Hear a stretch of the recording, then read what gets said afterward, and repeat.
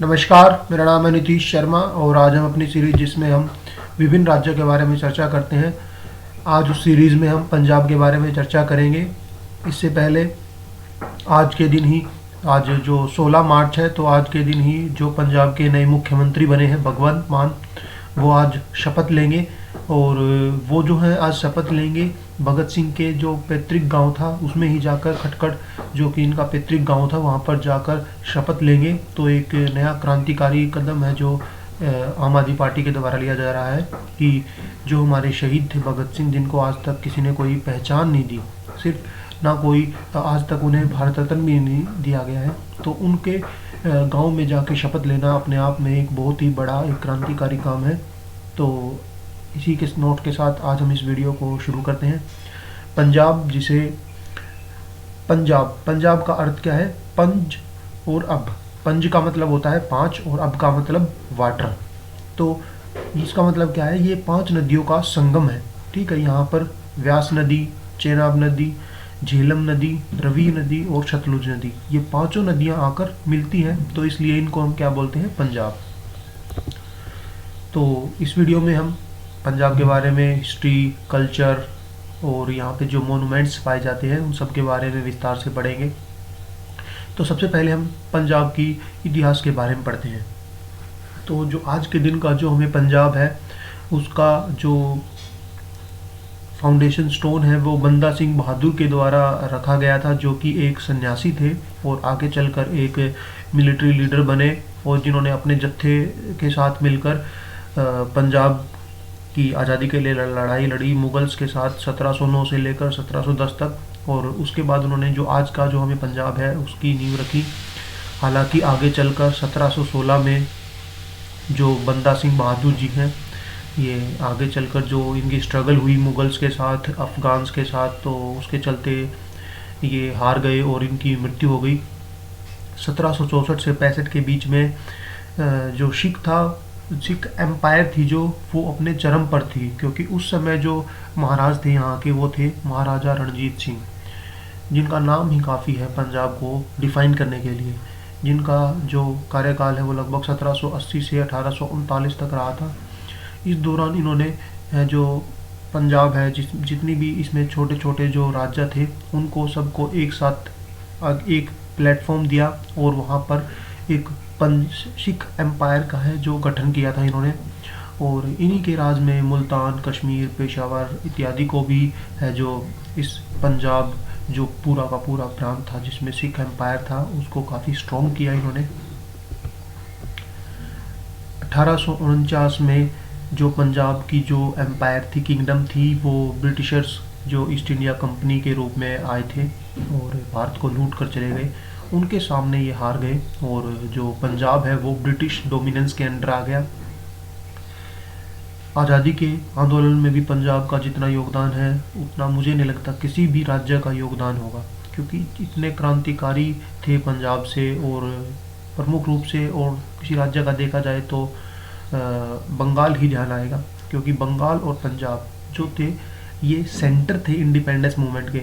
हालांकि गांधी जी का जन्म गुजरात में जरूर हुआ था, इसके अलावा सरदार वल्लभ भाई पटेल भी वहीं से संबंध रखते थे, लेकिन जो मुख्य क्रांतिकारी आंदोलन हो रहे थे वो सारे के सारे बंगाल और पंजाब में काफ़ी थे, बड़ी मात्रा में हो रहे थे। इसी तरीके की एक मूवमेंट जब जलियांवाला बाग मैसेकर हुआ और नरसंहार किया गया, बहुत से लोग जो प्रोटेस्ट कर रहे थे ब्रिटिशर्स के खिलाफ, जब 2 कांग्रेस लीडर्स को अरेस्ट किया गया था ब्रिटिशर्स के द्वारा, तो उस समय जो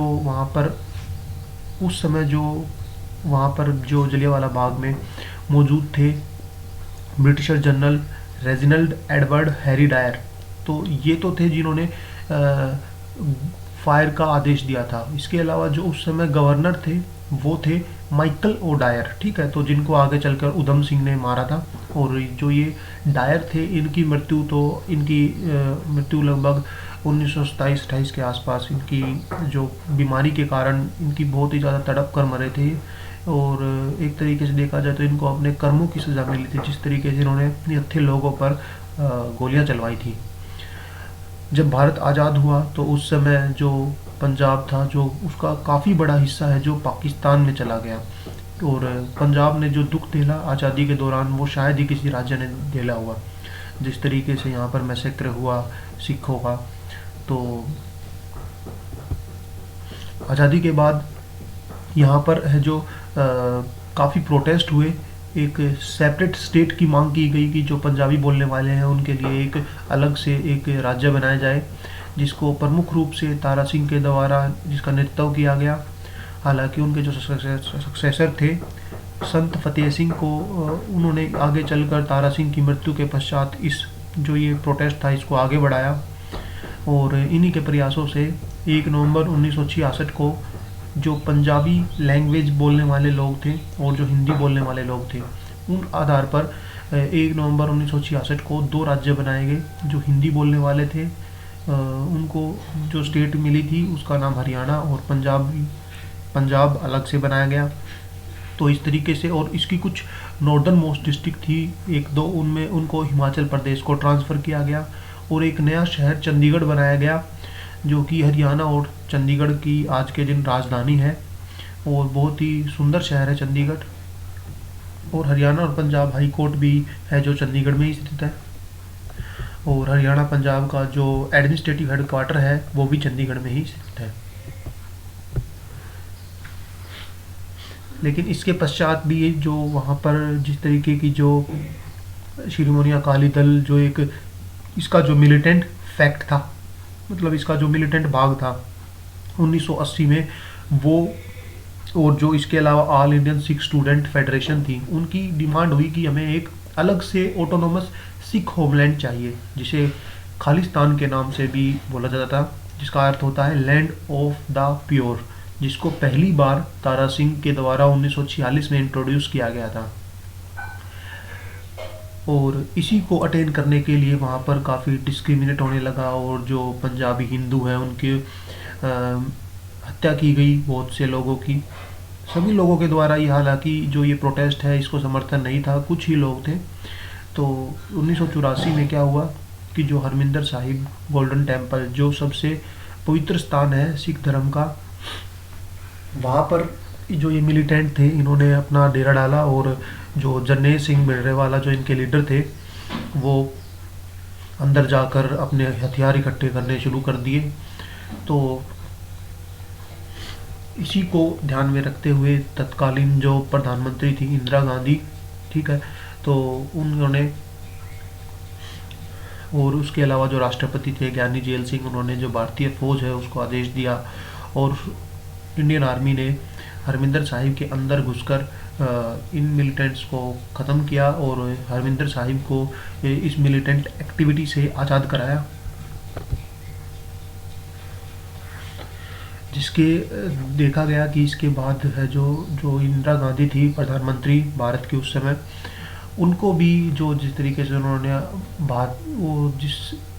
उन्होंने भारतीय फौज को मंदिर में घुसने दिया, हरमिंदर साहिब मंदिर में, तो उससे कुछ लोग नाराज़ भी थे, जिसके कारण इनके जो 2 सिख बॉडीगार्ड थे उन्होंने दिल्ली में इनकी हत्या कर दी।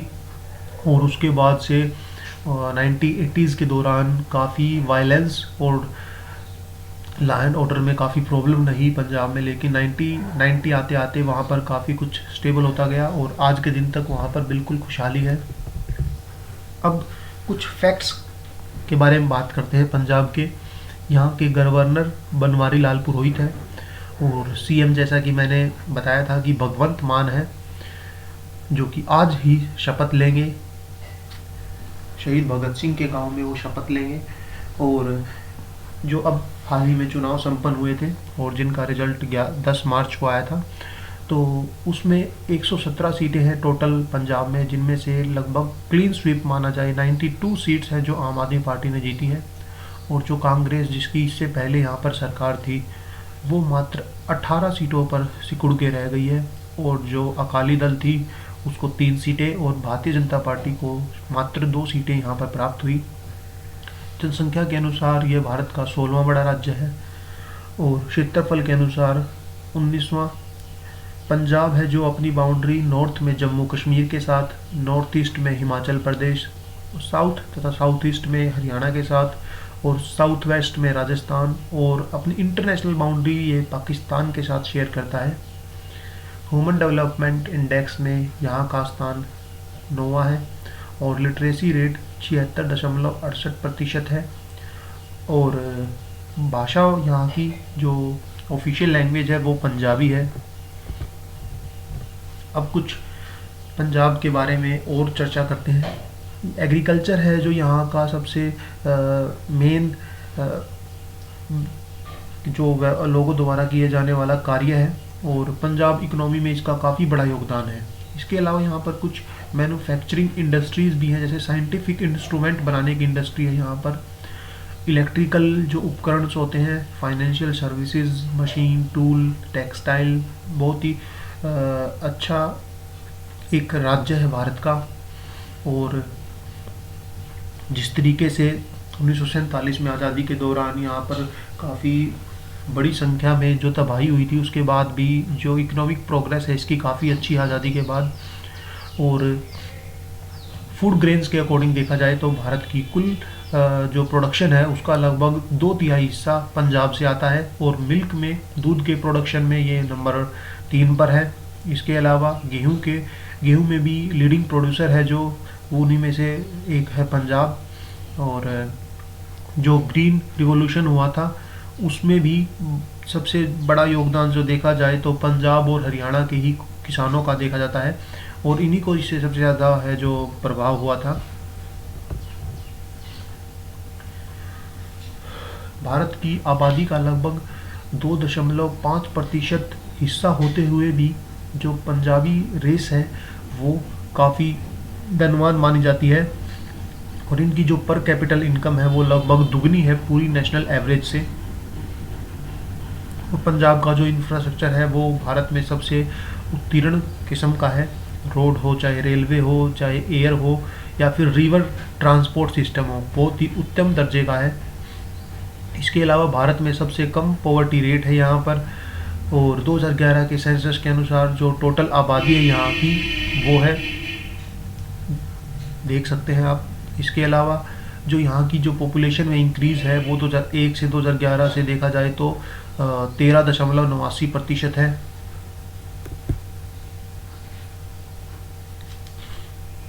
इसके अलावा जो पंजाब है यहाँ पर जो रेल का नेटवर्क है वो लगभग 2100 किलोमीटर का है इंफ्रास्ट्रक्चर रेलवे का। और 64,000 किलोमीटर लंबी यहाँ पर है जो रोड है। 5 एयरपोर्ट प्रमुख हैं जो यहाँ पर पाए जाते हैं।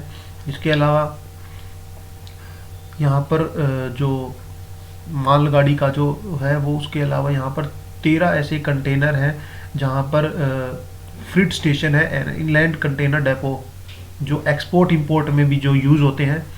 इसके अलावा यहाँ पर मेडिकल सुविधाओं में देखा जाए तो काफ़ी बड़े बड़े हैं जो मेडिकल इंस्टीट्यूट और रिसर्च सेंटर यहाँ पर पाए जाते हैं। मैक्स हॉस्पिटल हो, चाहे फोर्टिस हो, अपोलो, जो बड़े बड़े जितने भी हॉस्पिटल हैं वो मुख्य यहाँ पर पाए जाते हैं। अब यहाँ की कुछ नदियों के बारे में बातें करते हैं। उससे पहले नदियों के बारे में बातें करने से पहले हमें इंडस वाटर ट्रीटी के बारे में पता होना चाहिए, जिसके अनुसार भारत और पाकिस्तान में है जो यहाँ की जो 5 नदियाँ हैं, क्योंकि पंजाब है जो ज़्यादातर हिस्सा पाकिस्तान में चला गया था, तो जो यहाँ पर बहने वाली नदियाँ थी उनके पानी का किस तरीके से इस्तेमाल किया जाएगा उसको लेकर एक संधि हुई थी, तो उसी को हम इंडस वाटर ट्रीटी बोलते हैं, जो 1960 में कराची में है जो भारत और पाकिस्तान के द्वारा है जो साइन की गई थी। और इसको जो लेकर आया था वो वर्ल्ड बैंक था। उस समय पाकिस्तान के राष्ट्रपति थे आयूब खान और भारत के जो प्रधानमंत्री थे जवाहरलाल नेहरू। इस जो ये संधि थी इसके अनुसार जो ईस्टर्न 3 नदियाँ हैं जो सतलुज, ब्यास और रवि हैं, उनका पानी भारत को दिया जाएगा। और जो दक्षिण नहीं, जो पश्चिम की 3 नदियां हैं चेनाब, झेलम और इंडस, इनका पानी पाकिस्तान को दिया जाएगा। ये नहीं कि सारा का सारा पानी, कुछ परसेंटेज था, जैसे बोला गया था कि सतलुज, ब्यास और रवि का भारत को दिया जाएगा, तो इसमें इसका मेजॉरिटी पानी है जो भारत को दिया जाएगा, कुछ प्रतिशत पाकिस्तान को भी जाएगा। इसी तरीके से जो पश्चिमी 3 नदियाँ थी, चेनाब, झेलम और इंडस इंडस। इनका भी मेजर जो पानी है वो पाकिस्तान को, बाकी कुछ प्रतिशत भारत को भी दिया जाएगा। ये नहीं कि पूरा का पूरा पानी वहाँ चला जाएगा। और ये सारी की सारी जो नदी थी ये किसकी, इंडस नदी जो है उसकी क्या थी, ये ट्रिब्यूटरी थी। आगे जाकर ये इंडस नदी में मिल जाती हैं और जो आगे चलकर कराची के रास्ते अरेबियन सी में अपना पानी गिराती है।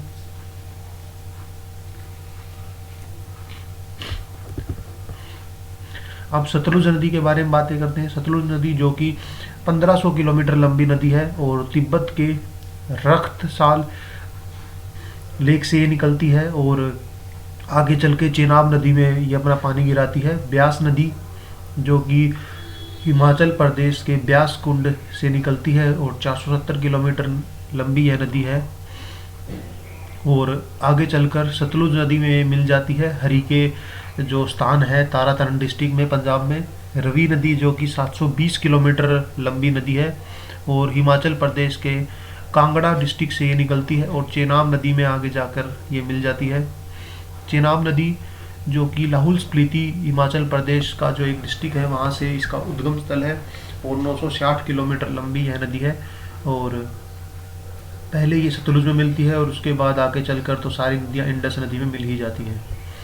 झेलम नदी जो कि 725 किलोमीटर लंबी नदी है और कश्मीर से निकलती है और आगे चलकर चेनाब नदी में मिल जाती है।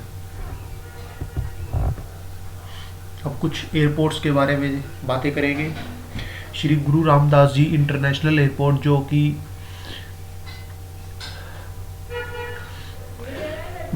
जो 10 सिख गुरु थे उनमें से जो 4th सिख गुरु थे गुरु रामदास जी, उनके नाम पर इसका जो अमृतसर सिटी है उसके भी ये फाउंडर थे।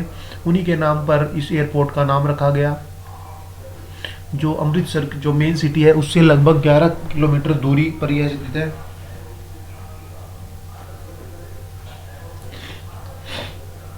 अमृतसर अंजला रोड पर यह स्थित है। ये हिमाचल प्रदेश, जम्मू कश्मीर इत्यादि के लिए भी सेवाएं देता है। इसके अलावा और जो अमृतसर एयरपोर्ट है वो सिर्फ ना कि गोल्डन टेम्पल का गेटवे है बल्कि लाहौर का भी, क्योंकि इसी के पास है जो अटारी वाघा बॉर्डर है जहाँ से पाकिस्तान के लिए भी है जो जाते हैं लोग। इसके अलावा यहाँ पर 4 डोमेस्टिक एयरपोर्ट है, बठिंडा में है, पठानकोट में, साहनेवाल में और पटियाला में। गुरु नानक देव थर्मल प्लांट जो कि बठिंडा में स्थित है और बठिंडा के ये बठिंडा मलाउथ रोड पर स्थित है, जिसकी जो फाउंडेशन स्टोन है इसकी 19 नवंबर 1959 में रखी गई थी, जो कि 500वीं बर्थ एनिवर्सरी थी गुरु नानक देव जी की, तो उन्हीं के नाम पर इसका नाम रखा गया। और इसको काफ़ी नेशनल अवार्ड मिले हैं इसकी प्रोडक्टिविटी के लिए गवर्नमेंट ऑफ इंडिया के द्वारा। रणजीत सागर डैम जो कि शाहपुर कांडी पठानकोट डिस्ट्रिक्ट में स्थित है और जो मेन लैंड है पठानकोट की उससे लगभग 30 किलोमीटर की दूरी पर ये स्थित है। और ये जो डैम है गवर्नमेंट ऑफ पंजाब का जो हाइड्रो प्रोजेक्ट है उसका एक पार्ट है और 2001 में इसने अपना है जो कार्य करना शुरू कर दिया था। इसको थीम डैम के नाम से भी जाना जाता है और रवि नदी पर यह स्थित है और एक बहुत ही बड़ा पिकनिक स्पॉट भी है ये। पंजाबी कल्चर जिससे लगभग देश का हर लोग वाकिफ है, सबसे पुराना कल्चर है ये। और यहाँ की जो पोइट्री होती है, फिलोसफी, स्पिरिचुअलिटी, हर चीज़ में है जो पंजाबियत आगे रहते हैं।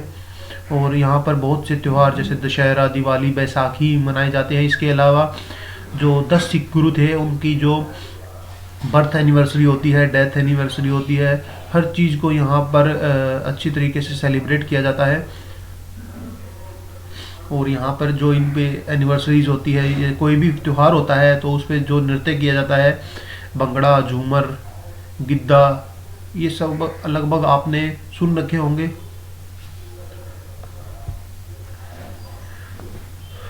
सबसे जो पवित्र किताब है जो सिखिज्म में जो मानी जाती है, गुरु ग्रंथ साहिब, इसके अलावा जो पंजाबी पुरुष होते हैं उनके द्वारा पंजाबी कुर्ता और तहमत पहना जाता है,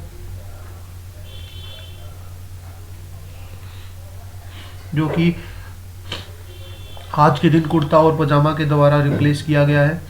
और जो महिलाएं होती हैं उनके द्वारा पंजाबी सलवार सूट, जो कि पहले पंजाबी घाघरा पहना जाता था, और जो पटियाला की सलवार है वो काफ़ी फेमस है। इसके अलावा एक सिखिज्म में एक ट्रेडिशन है, लंगर कम्युनिटी किचन भी कहा जाता है जिसे, जो कि गुरु रामदास अमरदास के द्वारा शुरू की गई थी। उनका मानना था कि जो खाना है वो कम्युनल बॉन्डिंग को दिखाता है, मतलब खाना हर किसी को चाहिए, चाहे वो हिंदू हो मुस्लिम हो। और ये मैंने भी एहसास किया है जब जब मैं किसी गुरुद्वारे में गया हूँ, जिस तरीके से सेवा भाव के साथ खाना खिलाया जाता है और जिस आदर सत्कार के साथ लोगों को गुरुद्वारे में, अगर किसी को कोई प्रॉब्लम है तो वो रुक भी सकता है वहाँ पर। तो सबसे सेवा भाव कहीं पर भी मैंने तो देखा है तो वो सिखिज्म में ही देखा है। अब हरीके वाइल्ड लाइफ सेंचुरी के बारे में बातें करते हैं। यहाँ की वाइल्ड लाइफ कैसी है पंजाब की? ये सबसे नॉर्दर्न इंडिया की सबसे बड़ी वेटलैंड है, जो तारातरण डिस्ट्रिक्ट में स्थित है। और ये सतलुज नदी के किनारे स्थित है। 1952 में इसे वाइल्ड लाइफ सेंचुरी बनाया गया था। यहाँ पर लगभग 7 स्पीसीज पाई जाती हैं टर्टल की, इसके जिनमें से एक जो IUCN में रेड लिस्ट में है उसमें टेस्टोजियन टर्टल भी यहाँ पर पाया जाता है। और इसके अलावा यहाँ पर लगभग 13 स्पीसीज मैमल्स की पाई जाती हैं, जिसमें smooth Indian otter and Indian river dolphin भी सम्मिलित है। और 391 स्पीसीज यहाँ पर पक्षियों की पाई जाती है, जिसमें से लगभग 59% हैं जो प्रवासी हैं। और सांपों की भी यहाँ पर लगभग 4 प्रजाति पाई जाती हैं।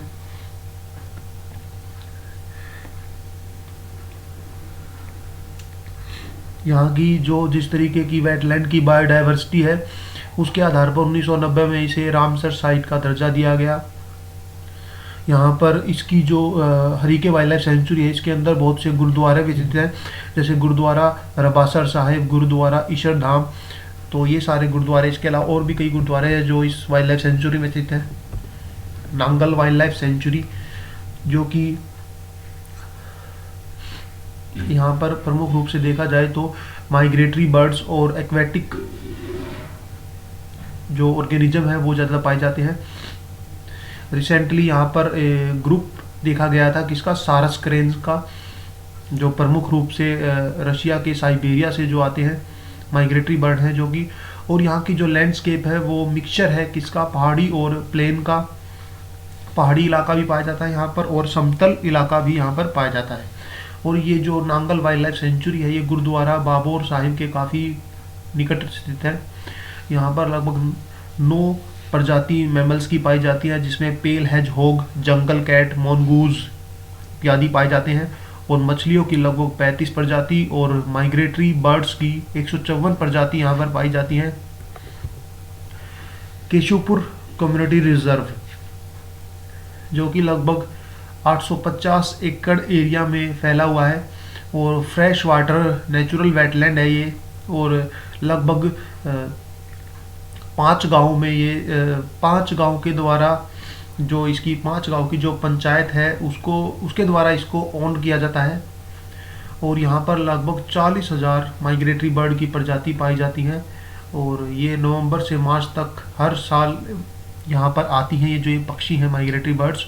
और 16 प्रजाति यहाँ पर पाई जाती है मैमल्स की, जिसमें पेंगलिन, स्ट्रिप काम, स्क्विरल इत्यादि, barking deer, hog deer, small Indian civet पाई जाती हैं। और 27 प्रजाति यहाँ पर मछलियों की पाई जाती हैं। 245 प्रजाति यहाँ पर माइग्रेटरी बर्ड्स की पाई जाती हैं। अनंतपुर साहिब, अब यहाँ पर कुछ जो मोनूमेंट स्थित हैं पंजाब में उनके बारे में चर्चा करेंगे। अनंतपुर साहिब जो कि ये वही स्थान है जहाँ पर खालसा की स्थापना की गई थी गुरु तेज बहादुर के द्वारा सतलुज नदी के किनारे।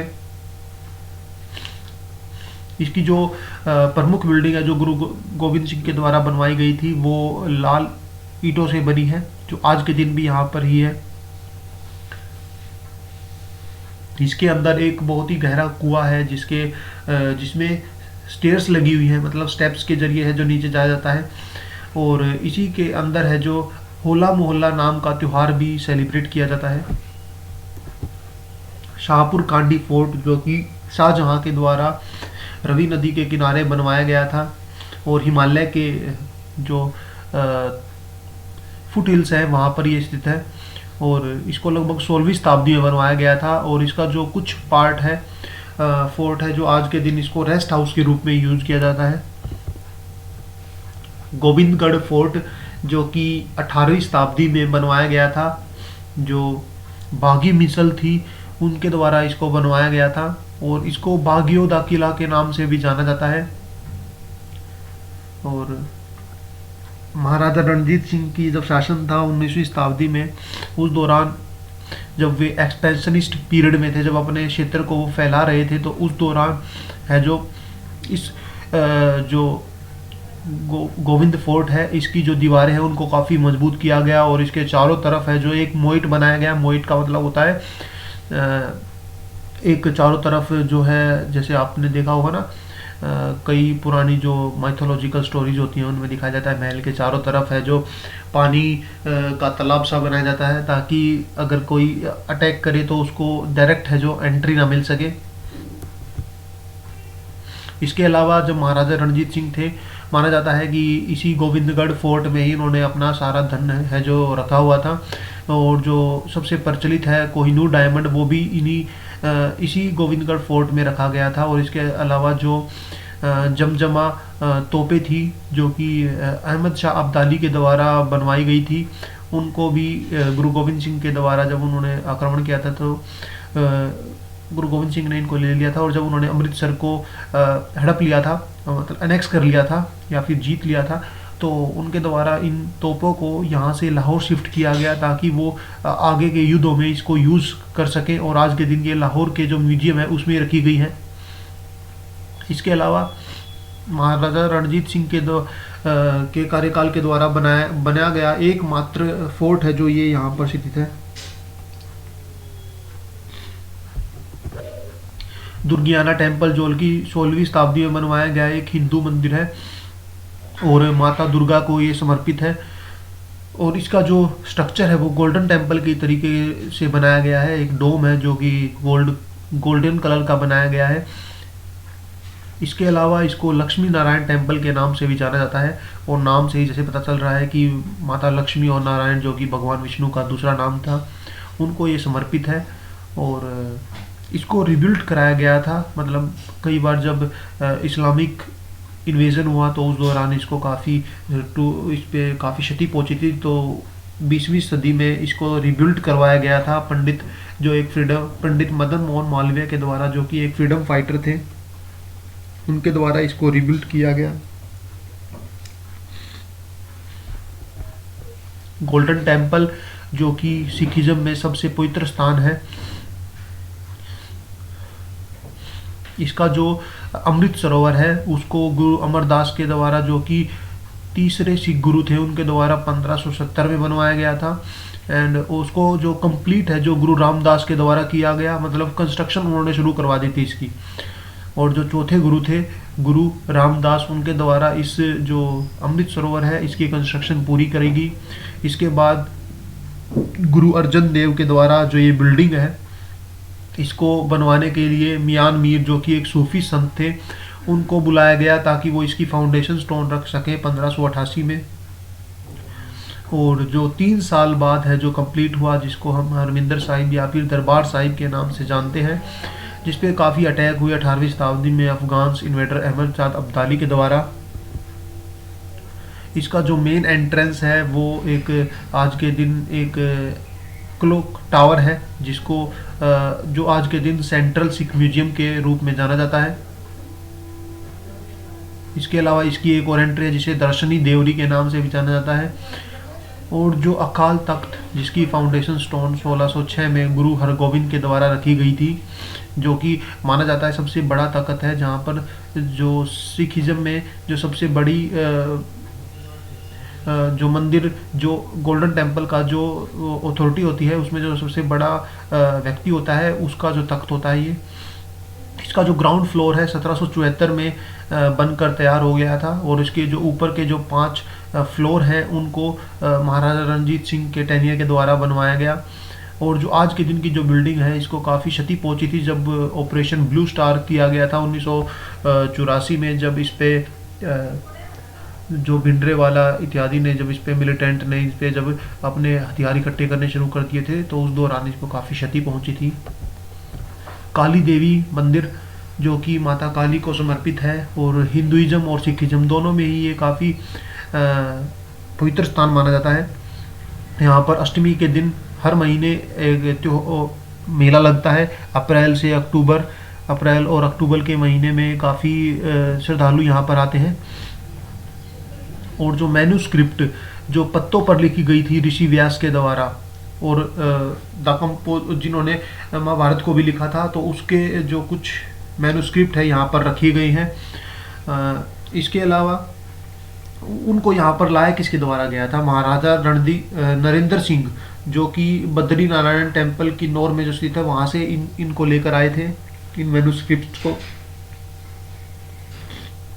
इसके अलावा यहाँ पर इसी कम्प्लेक्स में एक भगवान शिव को समर्पित भी एक मंदिर स्थित है, जलियांवाला बाग, जो कि जहाँ पर इतना तगड़ा नरसंहार किया गया था ब्रिटिशर्स के द्वारा। ठीक है, तो अप्रैल 13, 1919 में जो हुआ था, जिसमें लगभग 1100 के करीब लोगों को ब्रिटिशर के द्वारा गोली मार दी गई थी। आज़ादी के बाद इसको एक मेमोरियल बनाया गया, और इसका जो डिज़ाइन है वो अमेरिकन आर्किटेक्चर बेंजामिन पोलक के द्वारा किया गया था। और इसकी जो इनॉग्रेशन है वो डॉक्टर राजेंद्र प्रसाद के द्वारा 13 अप्रैल 1961 को की गई थी।